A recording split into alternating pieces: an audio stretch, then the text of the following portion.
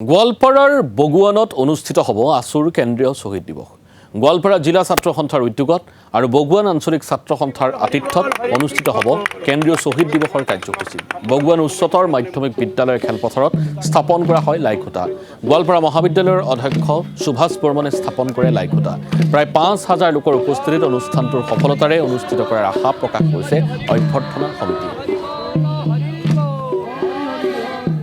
ইতিমধ্যে আপোনালোকে গম পাইছে যে সদৌ অসম ছাত্ৰ সন্থাৰ কেন্দ্ৰীয় শ্বহীদ দিৱস ২০২৪ এইবেলি সদৌ গোৱালপাৰা জিলা ছাত্ৰ সন্থাৰ উদ্যোগত বগুৱান আঞ্চলিক ছাত্ৰ সন্থাৰ আতিথ্যত আৰু ৰাইজৰ অভিভাৱকত্বত আমি আগন্তুক ১০ ডিচেম্বৰ তাৰিখে এইখন বাকৰিত আমি আয়োজন কৰিম। আৰু শ্বহীদ দিৱসৰ অপৰিহাৰ্য অংগ আজি লাইখুঁটা স্থাপন ইতিমধ্যে মাংগলিক কাৰ্যসূচীৰে সমাপন কৰা হৈ গ'ল।